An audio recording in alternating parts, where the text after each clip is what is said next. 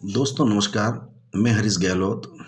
ये वीडियो मेरे दिल में आया आपके बनाने के लिए, आपके लिए, और ये स्पेशली मैं सरदारपुरा विधानसभा क्षेत्र के लोगों के लिए बना रहा हूँ। और क्यों बना रहा हूँ आपको पता चल जाएगा। और बिना कोई औपचारिकता के मैं इन तथ्यों पर आना चाहता हूँ जो हो सकता है जिन तथ्यों को आप भूल गए हों, क्योंकि अब आप वोट देने जा रहे हो तो आपको पता होना चाहिए। जो कि आप कुछ मुद्दे भूल गए हों, मैं उनको याद दिलाना चाह रहा हूँ ताकि आप जब वोट देने जाएं तो मुद्दे आपके दिमाग में रहें। पहला मुद्दा जिसकी मैं चर्चा कर रहा हूँ वो है CAA, सिटीजन अमेंडमेंट एक्ट, जिसको मोदी जी ने लागू किया था, लोकसभा में प्रस्ताव लाए थे और जिसका भारी विरोध आदरणीय मुख्यमंत्री अशोक गहलोत ने किया था। CAA में क्या था कि जो भी पाकिस्तान, बांग्लादेश में गैर मुस्लिम है, जिसमें हिंदू है, ईसाई है, पीड़ित है, वो भारत में आ सकते हैं और रह सकते हैं। पीड़ित गैर मुस्लिम मतलब जिसमें हिंदू है। पर सबसे ज़्यादा विरोध अशोक जी गहलोत साहब ने 3 बार विधानसभा में प्रस्ताव पारित करके किया कि ये बिल्कुल नहीं होना चाहिए। आप भाइयों ताज्जुब करिए कि जिन हिंदुओं की आबादी 14% थी पाकिस्तान में 47 के अंदर, आज 2% रह गए। कन्वर्ट कर दिया गया है, मार दिया गया है, या उनकी लड़कियों को उठा के ले जाते हैं, उनसे शादी करते हैं। पर ये उनको सुहाया नहीं गहलोत साहब को, और 3 बार विरोध में प्रस्ताव पारित करवाया। अब आपको क्या करना है आप जान गए होंगे, विरोध करिए। दूसरा मुद्दा, मध्य प्रदेश सरकार ने महाकाल में कॉरिडोर बनवाया, महाकाल कॉरिडोर। योगी जी की सरकार ने काशी विश्वनाथ कॉरिडोर बनवाया। गहलोत साहब ने क्या बनवाया? सालासर बालाजी धाम हमारे बहुत बड़ा है, खाटू श्याम जी बहुत बड़ा है। एक नया पैसा नहीं दिया, एक नया पैसा भी। हाँ, तना पीर की दरगाह के लिए 100 करोड़, कपासन की दरगाह के लिए जो चित्तौड़ के पास में है 500 करोड़ लीजिए। मंदिरों के लिए नहीं है, क्योंकि हम हिंदू है या नहीं है ये आपको सोचना है। मंदिरों के लिए पैसा नहीं है, मस्जिदों के लिए है। तीसरा मुद्दा, जोधपुर में जब दंगे हुए थे, मुसलमानों ने बेरहमी से पत्थर फेंके थे, लोगों के घरों पर अटैक किए थे।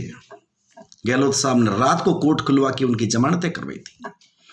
भरतपुर में दंगे हुए थे, 100 के आसपास हिंदुओं की दुकानें जला दी गई।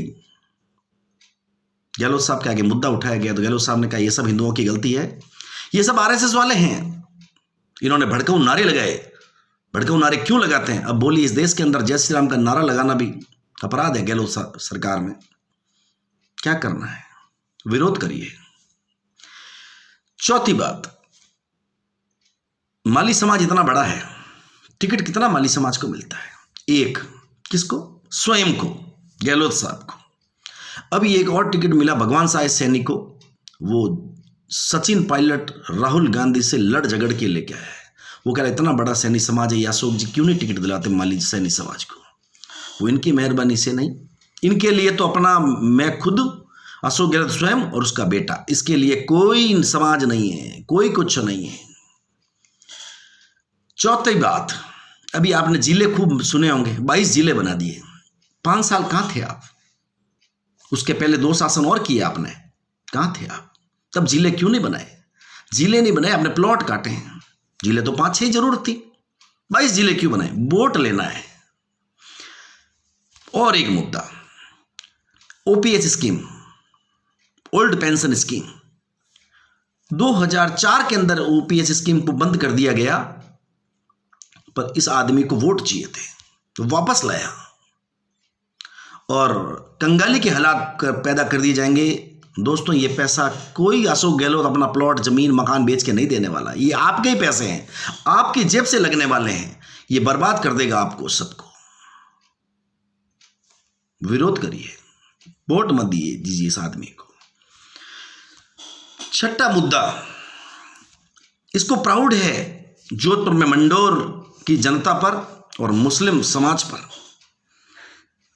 मैं दोस्तों जानना चाह रहा हूं मंडोर के लोगों से, 5 साल में एक बार ये मंडोर आया हो, समाज के लोगों को बैठाया हो, उनसे पूछा हो, तो दोस्तों आपको क्या चाहिए?